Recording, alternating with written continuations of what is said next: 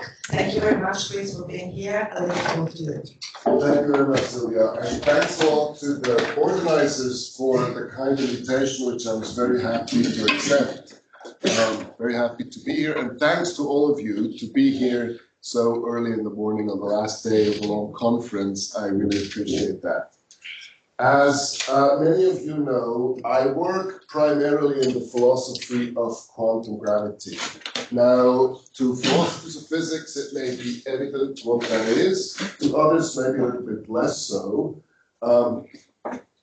So, I assume everybody knows general relativity and what it's doing and what it can deliver and what it cannot deliver. One thing is it gives us a classical theory of gravity, of gravitational phenomena, and with it together, a theory of space-time. The problem with general relativity, even though it's been spectacularly confirmed, even recently, with the detection of gravitational waves, which is one of a central prediction of it, as well as with the detection of black holes, which is another important prediction, it seems as if there really are excellent reasons to believe that it cannot possibly be the last word on gravitational phenomena. There must be a more fundamental theory than general relativity. There must be a theory of quantum gravity, in particular, a theory that can deal with phenomena where both the gravitational phenomena as well as the quantum aspects of matter involved become important. And that's something general relativity cannot do. General relativity assumes that matter is classical, which is, if we've learned anything from 20th century physics, obviously false. So there should be a theory that can accommodate that. And that's a theory of quantum gravity. It's going to be a theory where we would expect to be relevant, in particular, in the very, very early universe, as well as for the description, the full, complete description of black hole physics. That's going to be two cases where we would expect such a theory to make better predictions than GR. Now, as we've talked about this in this conference often, but the move from Newtonian spacetime to Minkowski spacetime and special relativity and then to general relativity has obvious implications for the philosophy of space and time. And if you now think that the theory of quantum gravity, which gives us in some sense the latest verdict on the nature of physical space-time, and we move beyond that theory to a theory that involves some sort of quantum effects, we should expect that there's something interesting that could happen to space-time. And therefore, for philosophers of space and time, I think it's worthwhile to pay attention and see what could happen there. One thing that we would expect that if it is the quantum, if the space-time or the gravitational field, however you prefer to call it, acquires quantum properties, we should expect the sort of typical quantum phenomena that we expect for any system, or that we've come to learn that any system subject to quantum effects will exhibit. These are, of course, properties of quantum indeterminacy, you could call them for lack of a better word. We should expect to have superposition of geometric, perhaps even topological properties, maybe entanglement and things like that. And it seems obvious that that's going to have an implication of how we should think about space-time. Okay, so long story short, quantum gravity, I think, gives us every reason to think that there should be novel insights about space and time when we look at these theories. The problem in quantum gravity, of course, is unlike GR, none of the approaches to quantum gravity are really in any meaningful way empirically confirmed. In a way, it's very speculative. What physicists are doing is that they use physical principles that have shown their value in other occasions, and they try to extrapolate them. They try to use them as building blocks for a novel theory. And there's, of course, quite a bit of freedom of how you can do that. You shouldn't overestimate that freedom. It turns out to be really hard to come up with a theory that is coherent and complete. But anyway, that's the situation. Now, for many years, I've studied a number of these approaches. And one thing you do realize when you look at the different approaches is that as different as they may be, something interesting happens to space-time, which is captured by physicists saying that space-time is emergent. The idea here is that, so this is, the right-hand side here is familiar. We have macroscopic objects of our common experience in the world, like tables. Tables exhibit a number of properties, such as stability, the form, the color, the temperature, and so on and so forth, which we attribute to the macroscopic objects. But we now know, of course, that really what these objects are, they consist of elementary particles, the kind that the physicists list in their standard model of particle physics. And these particles, whatever they are, they do not have the properties of being solid and white and, I don't know, 19 degrees centigrade or whatever. These are not properties that we attribute to the fundamental level. So a number of what we see, a number of the properties of things, of the objects we see macroscopically, emerge in some actually pretty complicated way from the fundamental constituents of the world. And the novel suggestion is that something like this will happen to space-time as well. So space-time at large scales will be a phenomenon that arises only out of a particular collective behavior of fundamental degrees of freedom, which do not exhibit the sort of properties we see macroscopic space-time exhibit. And these would be the properties you would expect from general relativity. Geometric properties, metrical ones like distances, durations, but also topological properties such as having a dimensionality of space-time. It seems to be four-dimensional macroscopically, but that too may be something that cannot meaningfully be attributed to the fundamental degrees of freedom. Now, the way in which the fundamental ontology here looks like will, of course, depend on the particular theory you look at. Different theories will postulate different ontologies and accordingly give us different stories of how space-time is supposed to be emerging. I'm going to give you a brief impression of what two theories claim to be the case. I'm afraid I cannot do much more in 40 minutes. And I'm going to use these impressions to motivate my rejection of two claims which have been made not by philosophers of time, but by physicists themselves, who give a philosophical interpretation of their theories. The first claim that I would like to argue against is the idea that loop quantum gravity suggests, which is one approach, that eternalism is false, an idea that's been argued for by Carlo Rovelli. The second claim, argued for by Faye Dowker and Raphael Sorkin, among other people, is the idea that the dynamics of causal set theory, which is a different approach, captures the physically real sense of becoming, which is what gives us the fundamental ground from which we can construct a phenomenology of temporality of passage.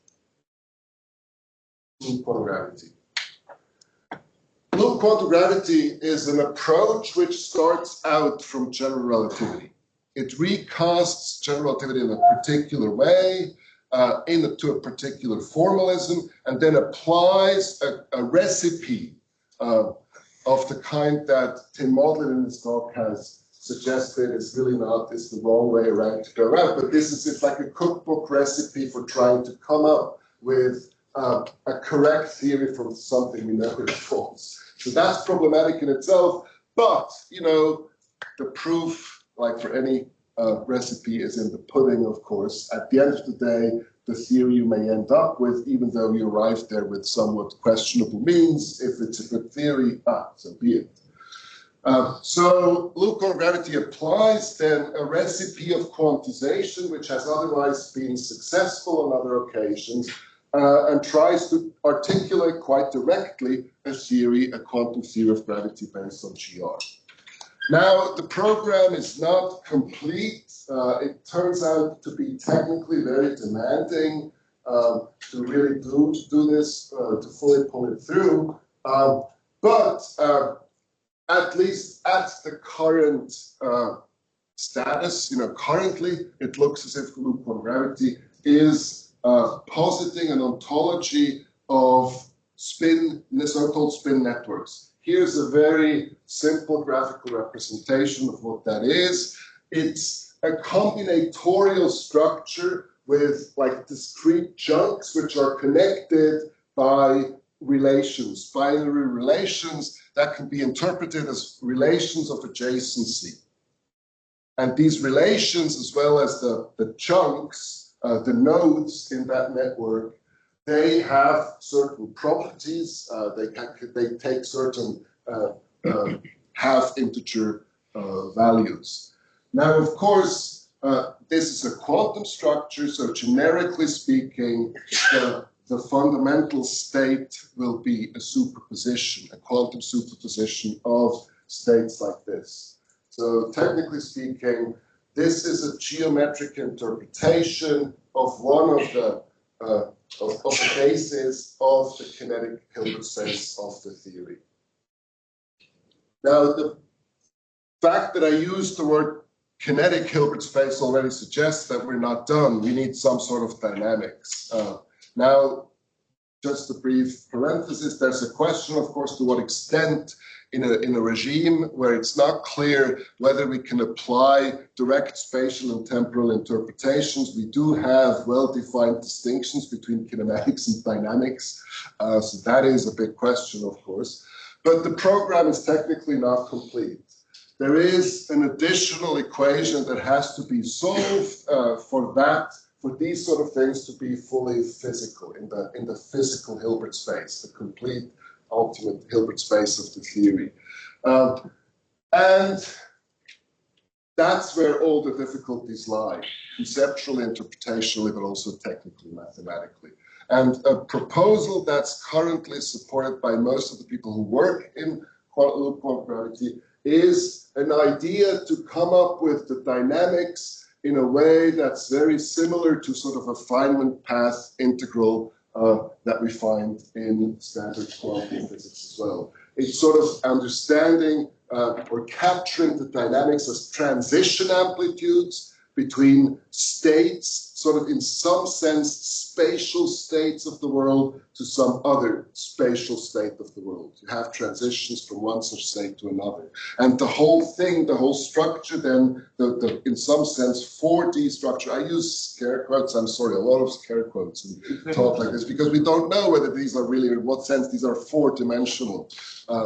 This is all actually pretty tenuous to make claims like that. But the result is called spin films. Okay.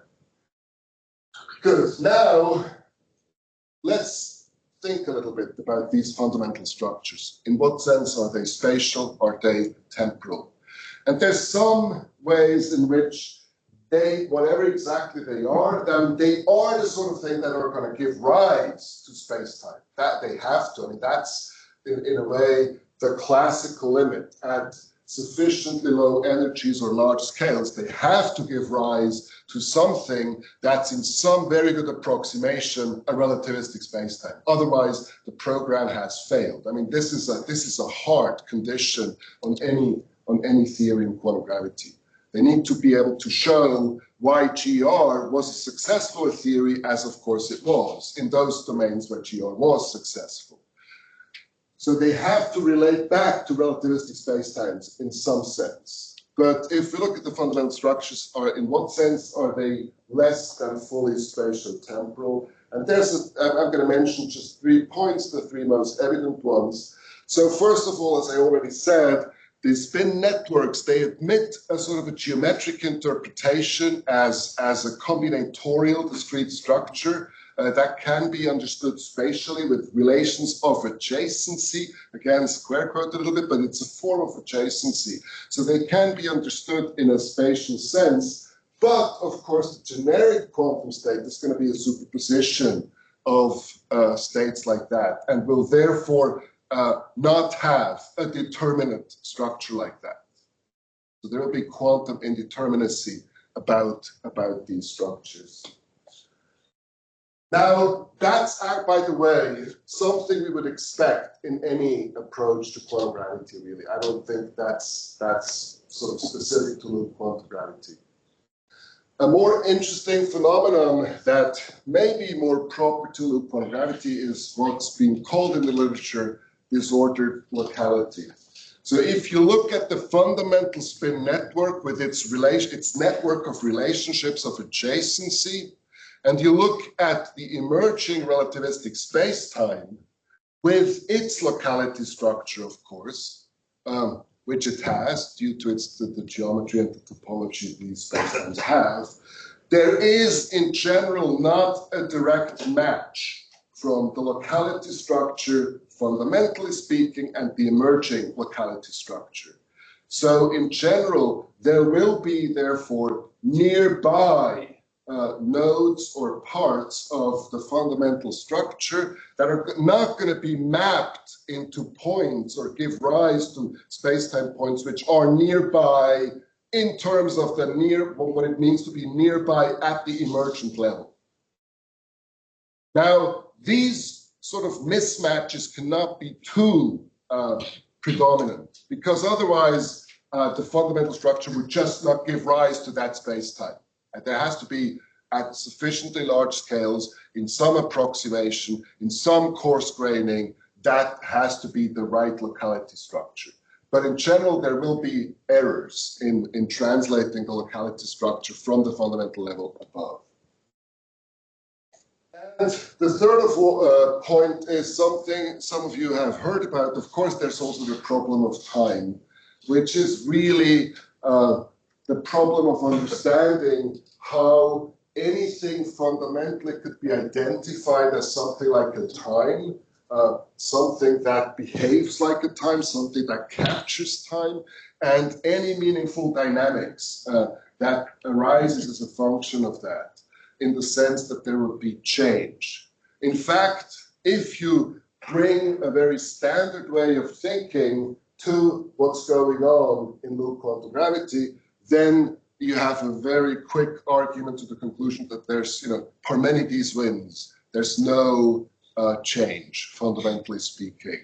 Now, I mean, that's an obviously problematic interpretation. I think nobody, even today, believes that Parmenides was right when he said that. But the challenge is, of course, to understand just exactly what's going on and how it is that from an at least apparently timeless and changeless fundamental reality, we do have time and change emerging from that. So there must be some story here that's not going to be trivial. Now, in some sense, that's already something that's happening at the classical level, but not to the full extent, you could argue. Okay.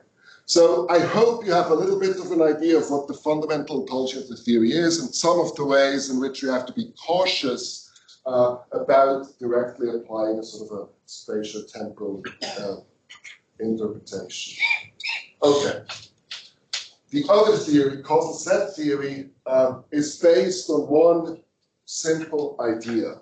It's a simple idea that what is fundamental are not spatial-temporal relations, but causal relations. A causal connectibility relation, or a relation of a binary relation of causal precedence, or something like that. Now, there's a lot of philosophers in here. Don't take the word causal here to be too literal. It's not necessarily, or in any obvious way, the kind of causation we talk about when we talk about Susie and Billy, shattering glasses or whatever they do with the rocks. There must be a non-trivial story to be told here. What it refers to, the reason why it's called causal, is because it really derives from the technical sense of causal that is common in general relativity. It's about the causal structure of space-time, that kind of causation we're talking about.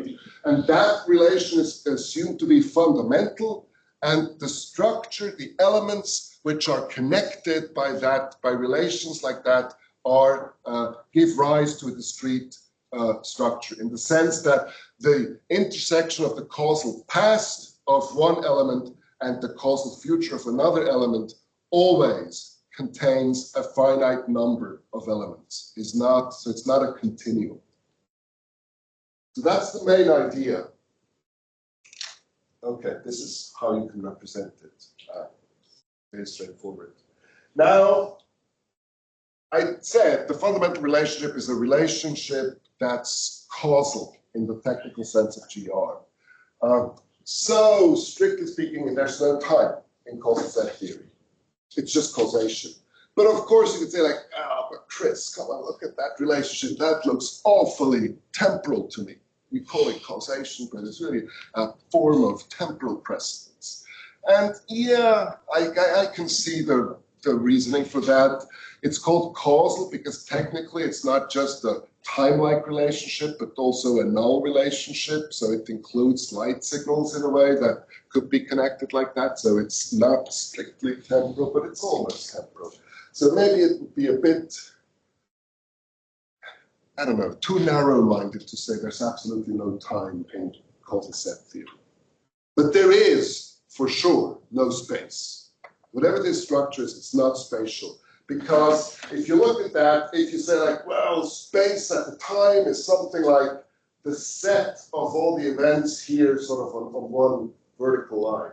Now, as in relativity, of course, there's going to be non-uniqueness. There's different ways in which you can foliate that structure into elements at the same time or something like this, which are supposed to capture space. But however you do that, by construction, no two elements are going to stand in the fundamental relationship to one another. So technically what you end up with is a completely unstructured set. And that is very unlike space as we know it. Space, as we know it, has a lot of structure, metrical structure, topological structure. This is completely unstructured. So space is gone. Space must emerge from larger parts of these structures in some non-trivial way. Okay. Now the problem is, you know, a physical theory like that would be a philosopher's dream, right? I can show you on one slide what the theory is, and we can proceed with a sort of philosophical interpretation. That would be wonderful. Unfortunately, it's not quite as simple as that. The problem is that the axiom, as I've formulated it so far, is really just too permissive. There's so many. This is just a discrete partial order, really. That's what I've tried. There's just too many things which are discrete partial orders. Now we need to say more to get something like, relativistic spacetimes emerging from these structures. And what physicists who work in this research program do is, of course, they postulate additional conditions on these structures. And they call them dynamics because physicists, even if they work in quantum gravity, they really love to distinguish between kinematics and dynamics, as problematic as that distinction may be in quantum gravity. So they call these dynamical rules. The most popular such dynamical set of rules that has been proposed is the so-called classical sequential growth dynamics. And as the name suggests, we're not doing quantum gravity yet. So far, what we're doing is just classical discrete space-time physics or something like that, or maybe time physics, because as I said, space is not really there. So it's classical, the idea being that, well, let's first try some sort of classically good theory and then see whether we can turn this into some sort of quantum theory. It's supposed to be a stepping stone on the road to quantum gravity.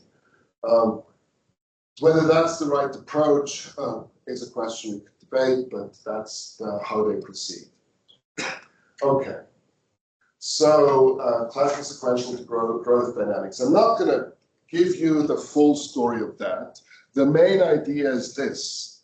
There's a sequence of stages in which the universe grows. It grows by the sequential addition of new elements. We start with the empty set.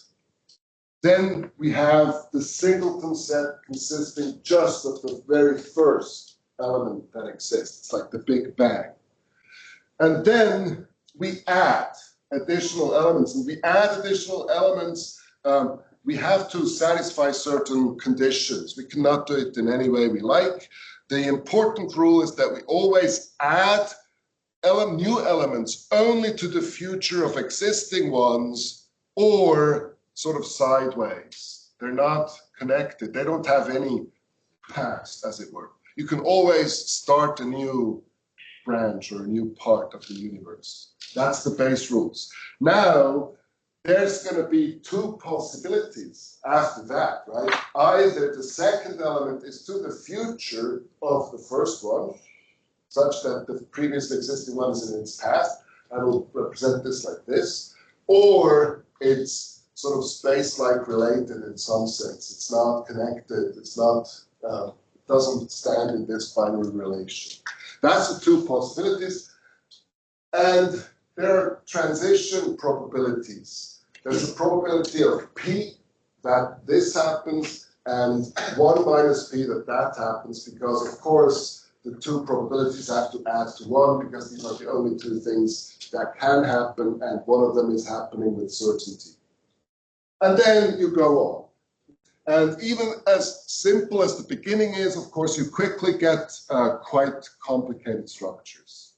And you can sort of see that the growth, how the growth can be from any set, in general, there's going to be many ways in which it could continue to grow from there. So one possible way is here by the blue one to the future, then a second one to the future of the first, but not the second, then one sideways related, and then another one to the future of this and that, and so on and so forth. Now, if causal sets are only physically admissible causal sets, if they could have grown by such a sequence, that's the proposal here, it seems as if we're breaking a central insight from relativity, which said that, you know, the way in which we move different inertial observers, none of these inertial observers can be a fundamental observer and have the sort of the right perspective on the world. In other words, there is relativity of simultaneity, of course, resulting from that. So that means for whatever happens in a space-like relation to one another, there will in general not be an absolute frame independent fact of the matter, what happened first. And that idea needs to be incorporated here as well. The way the growth happens, if it happens in this space-like relation, there shouldn't be a fact of the matter whether this element has grown first and that element second, or that element first and this one's second. So we need to incorporate this relativistic idea, because otherwise we just return to some sort of pre-relativistic physics. And that's what's the condition called discrete eternal covariance is supposed to be doing. The external time in which the causal set grows is not meant to carry any physical information. So the sequence, we can label the elements sequentially in the sequence in which they were born, but that label cannot carry physical information because in general there will be no fact of the matter whether this element or that element has been born first in the sequence. That's the idea. So we interpret this in the present context as being the condition that the net probability of forming any particular n-element causant is independent of the order of birth you attribute to its elements. So to speak graphically, there's two ways in which this causal set could have grown, right? We start with one element, and then either we first add the element to its future, and then the sideways element. Or we first add the sideways element and then one to the future of one of the two. That's the two possibilities. And what Reinhardt and Sorkin are saying, that respecting this relativistic idea means that there's no fact of the matter whether the grower causal set has in fact taken path A or path B. Okay, good. I hope that gives you a bit of an idea of what these theories are. Of course, there's much more that could be said about either of them. So let's return to the two claims for the last 10 minutes or so. First, loop quantum gravity and eternalism. So, as a philosopher of time, which is also what I'm doing, I want to know, well, loop quantum gravity, so okay, what's the implications for the understanding of space and time that we get from this approach to quantum gravity? In particular, does it have any implications for the debate between eternalism and presentism? Now, you might say like, well, but Chris, you said the fundamental structure is not spatio-temporal in the sense that relativity is. When we talk about eternalism or presentism, we are talking in the philosophy of time. It's about time. So there must be something temporal there for that debate to even sort of get some traction. If the fundamental structure is non-spatio-temporal, what could be its implications for that debate? So you might think, well, there's no implications. Now that's a little bit too quick.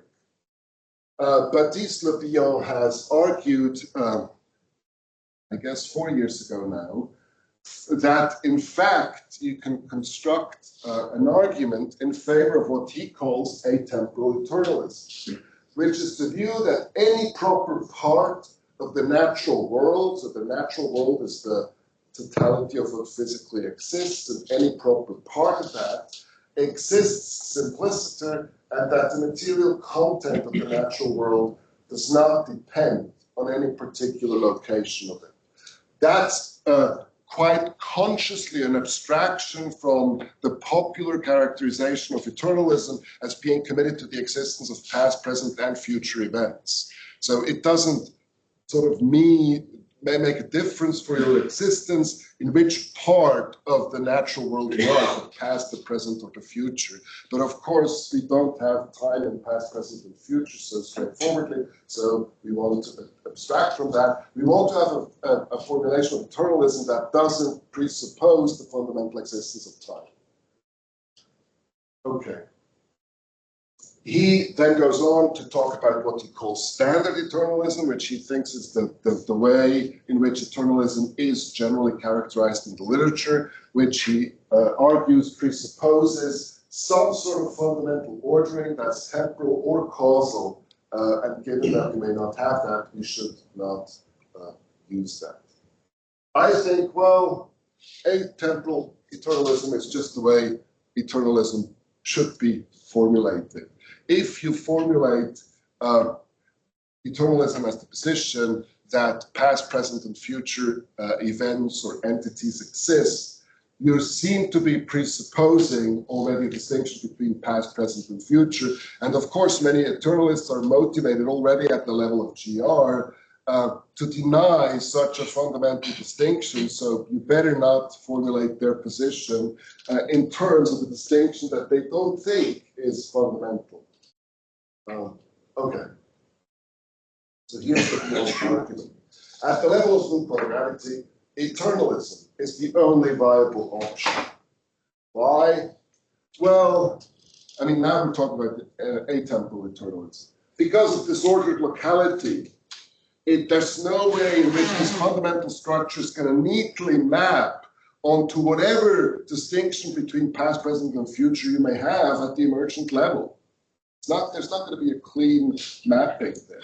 So therefore, you couldn't sort of back-translate the distinction between past, present, and future to the fundamental level that's sort of meaningfully respected, gives a meaningful partition of the fundamental structure.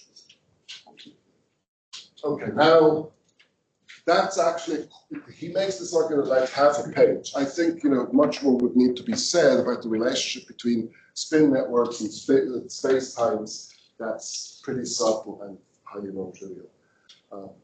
Okay, now, a presentist might say, like, okay, sure, yeah, fundamentally, whatever. I mean, this is not really a spatial temporal structure, whatever. If you eternalists think that this is, you have to write metaphysical tools to understand that, I don't care about that. What I'm claiming is that at the emergent level, at which these distinctions make sense, only present things exist. So I'm an emergent presentist in some sense. And while it seems as if that's a meaningful position, the problem is, as far as Lugano argues, that you would still require some sort of distinction of what exists and what doesn't exist at the emergent level that cannot in any way meaningfully transpose to the fundamental level.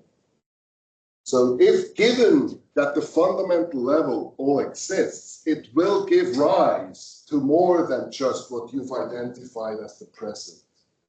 So you would need some sort of distinction that can be captured at the fundamental level. So in other words, there's a supervenience failure in the sense that it's what, what's supposed to be supervening, namely the present, could be different, even though fundamentally there's absolutely no difference. Okay, so I think with Lugano that loop-on gravity favors eternalism. The presentist and growing block views or any combination of these things are going to have a hard time to be compatible with loop-on gravity. Okay. Now, Rovelli has recently argued, say, like, no. I mean, I agree, presentism and growing block theories are a bad idea, so they're dead. But Rovelli thinks eternalism also is dead and shouldn't be defended at the level of loop-on gravity. Now, the problem is, I think his rejection of eternalism is based on a flawed conception of what it is to be eternalist. That shouldn't be adopted, better not be adopted by eternalists. Here's his characterization of eternalism. He says, the entire four-dimensional spacetime is equally real now, and becoming is illusory. I think both of the problem of these parts are problematic. I think it's just madness to attribute to the eternalist that somehow the dinosaurs exist now. I mean, if that's what an eternalist is committed to, then I don't want to be an eternalist because I don't think that dinosaurs exist now. So any formulation of eternalism shouldn't have that implication. Just like any formulation of presentism shouldn't have an implication of that's obviously absurd, I think. So we would need to find a meaningful distinction there. And secondly, there's a lot of people, including people in this room, have worked on how to understand becoming or some sort of perception of temporality, some sort of phenomenology of becoming, however you want to call that, in ways that do not necessitate some sort of a-theoretic approach, that are in fact compatible with some sort of b-theoretic conception. I would work in this area, so gladly refer to people who've worked on that, and if there are people in the room I forgot to list here, I'm very sorry. I know that this is a word in the literature. Okay. Now, the reason why Rovelli thinks eternalism is false is because the spin networks, he thinks, are happenings. All these events there, the nodes in this spatial temporal network, they are they're happenings. And in fact, already at the level of classical general relativity, he says Einstein's field theory gives a vivid unfolding of happenings Now, I think this is a very colorful description of what the Einstein field equation is doing. The Einstein field equation is just a condition of that must be satisfied locally, pointwise, at every point of space-time.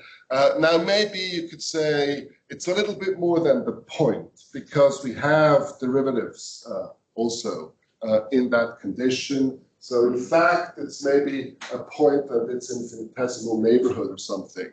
Now, I don't see how that really gives us already a vivid unfolding of happenings, as it says. Yeah, so I think the sense in which the Einstein field equation is already, is dynamical, is problematic. And I don't think that this is the best interpretation. Okay, I completely have to skip the second claim that I'm going to reject. Craig and I have published an article a few years ago where we tried to see to what extent this asynchronous, this becoming, this sort of growth, the sequential growth of a causal set can or should be interpreted in some sort of a-theoretic way as a growing block, most naturally, of course. And we've argued that it's actually very limited, the way in which such an interpretation is forthcoming. And I, here on this slide, meant to react to Faye Dowker's recent claims, according to which, in fact, it does change the debate from general relativity, namely that general relativity could not possibly have such what they call asynchronous becoming, that is a non-absolutely ordered way of local becoming. So it's like a tree growing in all the directions at the top, at the tip of its branches, without there being facts whether this growth happened before that or the other way around. That's the way in which relativity is respected, of course, discrete general covariance. And she gives an argument in two papers where she says this is not something that is admissible at the level of GR. I think it's wrong. It gives short these arguments. So anyway, I've tried to argue, or at least if you generously include the slides which I had to skip, that these interpretations of the fundamental structures are supposed to be metaphysically substantive, of course, that is, as rejecting firmly a form of eternalism in the first case, and as establishing a form of growing block theory in the second case. I think they face serious difficulties. And on the whole, I don't think there's any reason to think that the form of eternalism does not offer the most robust and universal interpretations in both of these theories. Thank you very much.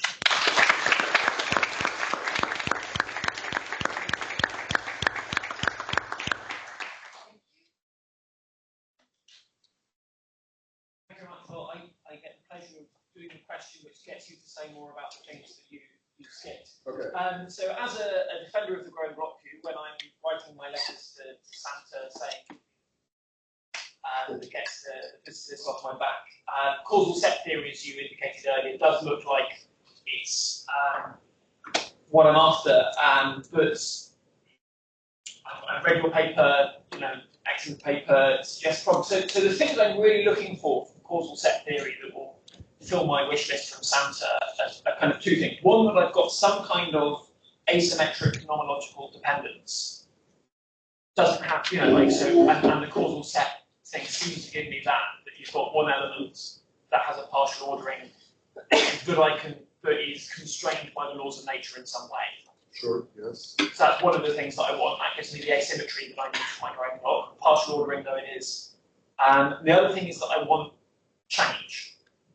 Like I want the idea that there's something dynamical going on in some way. I'm prepared to accept I'm just not going to get a global now. As Faye Dowker put it in conversation to me, like it's just not going to be physically meaningful to ask that question. So it's not that I'm denying that there's one or affirming there's one. The question does not arise. But if I can get those two things, it looks like I've got enough for something emergent later. Okay. Can I get those two things? Yes, I think you do, actually. So I don't think that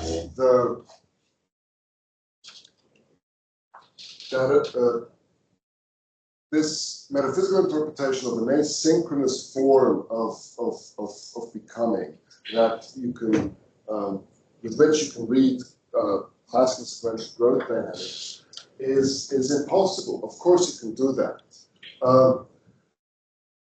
What I dispute is Fay's additional claim that this is something that we cannot possibly find an analog of at the level of general relativity. I think if that's the picture you have in mind, I do think that there are analogs at the level of GR already.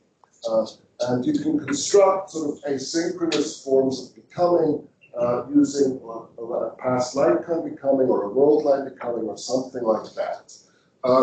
And Fay thinks that this is not the case because these are forms of becoming in a continuum case, and that's somehow for her that makes a big difference between the two cases. The discreteness is somehow to give you a form of becoming that isn't available in the continuum case, and I'm afraid I just don't understand how that would be the case. So I think yes. Analogs of the moves that I see already as possibilities at the level of GR are available.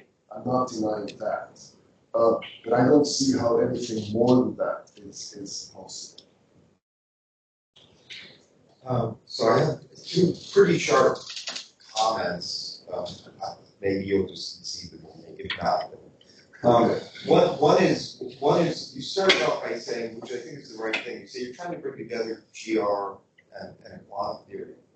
There's a technical level at which you try to do that, but then there's sort of more general level where you say, well, what is a quantum theory like? Right? What kind of is the fundamental character of any quantum theory?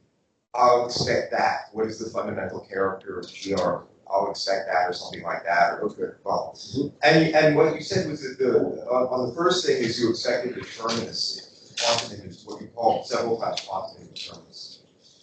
But if you take something like pilot wave theory, nothing's indeterminate. Oh, okay. There is no ontological indeterminacy in that theory. Okay. You can do a pilot wave version of quantum gravity. I can see that. Okay, good. So there could be analogs or something like that in quantum gravity as well. Yeah, it's kind of important because you think I should expect this indeterminacy. Okay, you got to get your head around that. I'm speaking fast and loose. So on standard interpretations, that's what you would expect. On some sort of more Bohmian approach, that's not what you would expect. But I still would think that something interesting is likely to happen. Yeah, well, something interesting, sure. And the other one is just, again, it's a tiny little point about terminology. You made the usual distinction between time-like and null.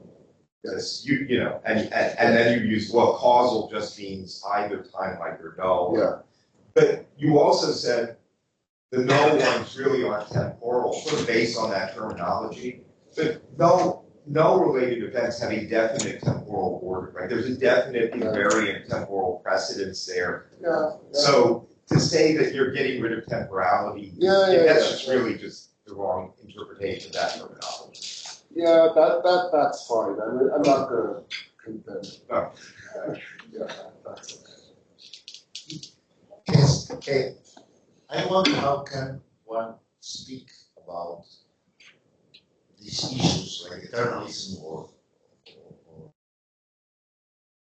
presentism in a context of quantum gravity where, as you explained, we can produce something analogous to hypersurfaces or the quantum version of a space like hypersurfaces, which is what the spin network is, but we don't have a clear way to recover space-time.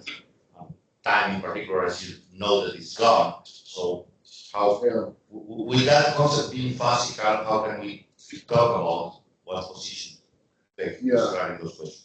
No, that's a fair question, and I'm not sure how prepared to go very far on that, to be honest. A lot of this is quite speculative because it depends, of course, first on the completion of Lugano, which is arguably not there.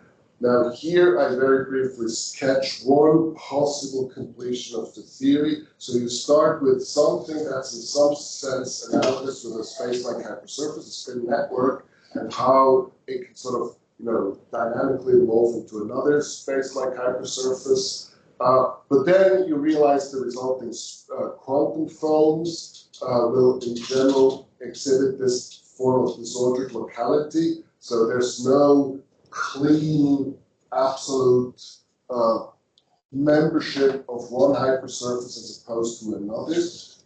And if that's the right way to think about it, then it becomes problem to sort of project any definite distinction like that from the emergent level down to the fundamental level. But I grant that this is speculative, and it depends on the relationship between, first of all, the complete articulation of the fundamental theory, and secondly, on the relationship of that with space-time.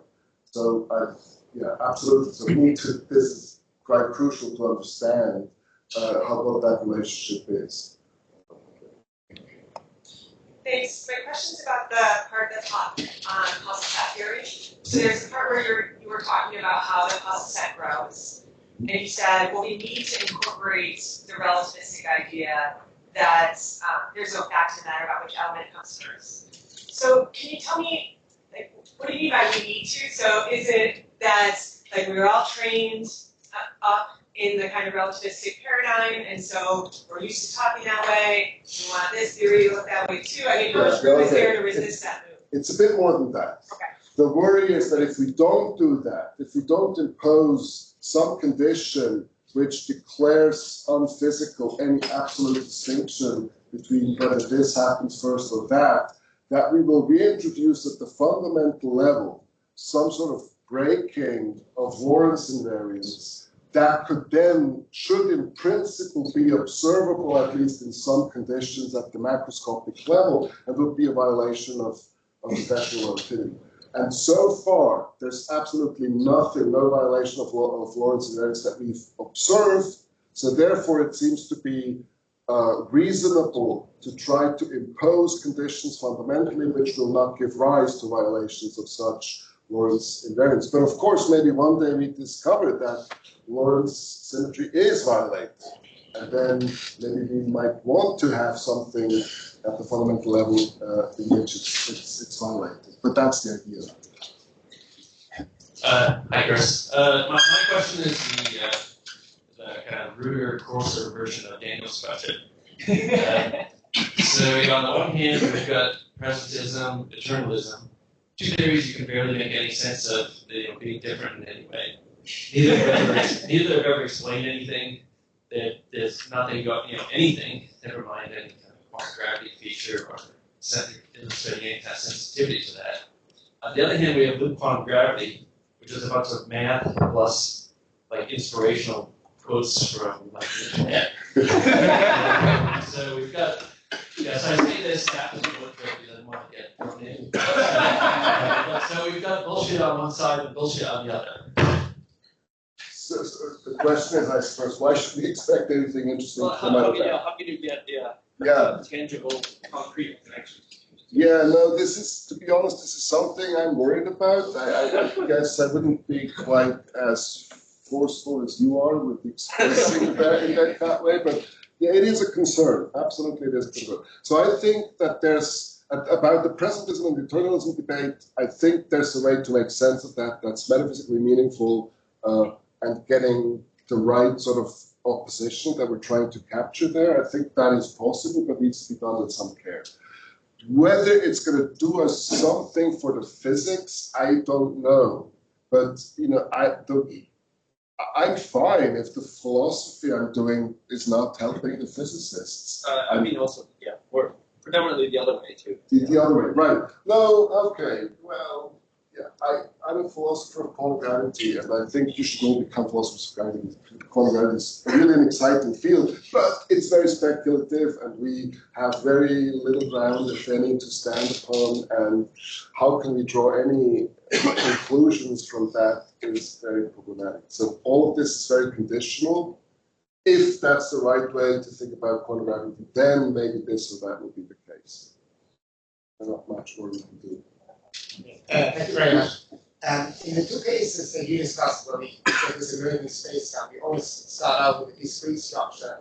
Presumably, we get a discrete space-time out of that. My question is whether that's a feature or a bug. Is there another way of doing it with a continuous space-time, or is this a program we'll always have to discrete? So the idea is that, yes, these structures are, in some relevant sense, discrete structures, and they're going to remain discrete at whatever scale you look at. If you look at just a tiny bit of it, or a huge chunk consisting of 10 to the 80 elements or whatever, it's going to be a discrete structure. So in no sense, it's going to transition into a sort of a continuum structure. The idea, of course, would be that for anything that's in any way empirically accessible, the predictions made on the basis of the discrete structure and those made from the continuum relativistic structure should,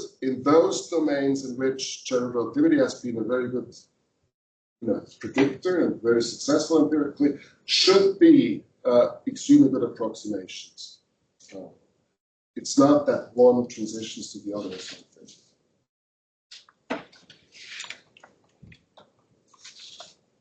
Thank you. So I wanted to say something about Carlo Rovelli. So I completely agree with you that it looks like his eternalist is a straw man. In a recent talk I saw him give, he said that, in discussion, yes, I'm a B theorist. So I think he's clearly in a camp that you would call eternalist. But I think there's a really sort of debate still to be had. So I think within the sort of, roughly speaking, B theory community, or atemporal eternalist as the Behan defines it community, there's a sort of divide between people who say, no, there really is this sort of substantive notion of becoming that distinguishes time from space. So Lisa, I think Janan has a sort of anti-block view. Tim, in his paper a while back, said in some sense he's a block theorist, and yet he's clearly not a.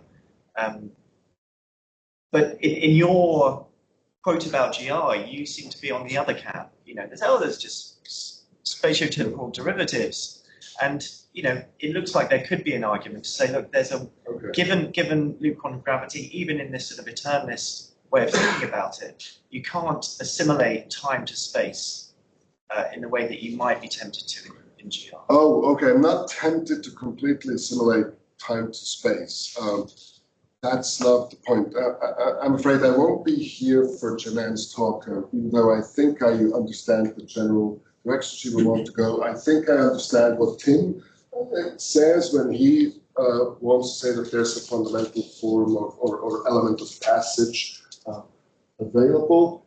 I do not honestly see what Carlo means when he has this language of it's a very he talks about processes, interactions, happenings. I mean, is it more than just labels we give to something that I don't see as in an animated way as he does? What exactly is the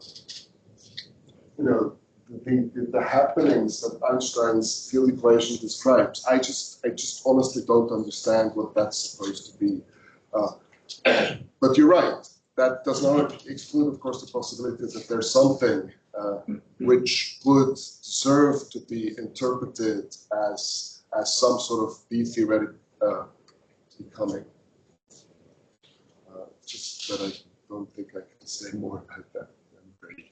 Just a very brief follow-up on this. I mean, the way of using eternalism as something that is supposed to be the shared ontology of the B-theorists and people like, moving spotlight systems, right? So if you take that kind of conception, then Roberto might have points, because then it will really be important that you have that sort of distinction between past and present entities and so on. And so what Lugano is calling a temporalist eternalism would be then some, such species of that sort of it would be something entirely different actually, because you wouldn't have any kind of distinction between past, present, and future. So there is a way of understanding eternalism as which implies that distinction is really new. So moving spotlights, for instance, So, sometimes use it.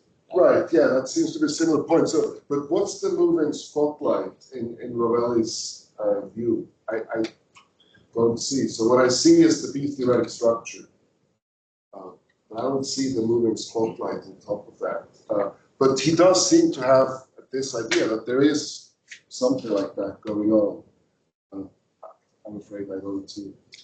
Yeah, thanks, Chris. Regarding your response to Ravelli here, where he says that links are dynamical interactions, it seems to me that there's some kind of double standard happening here, because as you admitted, the theory is incomplete. We don't have an account of how to recover space-time for the fundamental structure.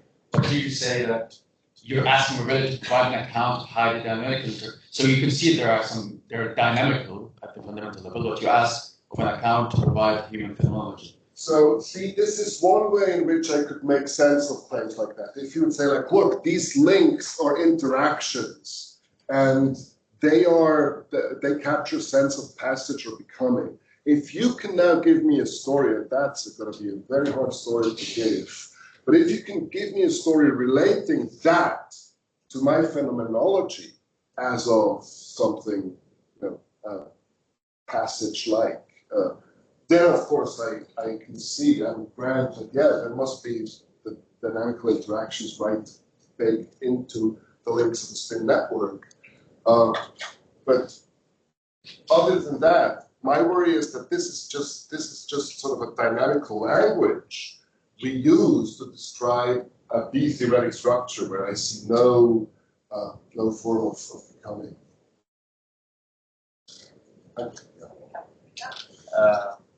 No, he's not, but... Okay, you can continue your next maybe. Let's thank our speaker again.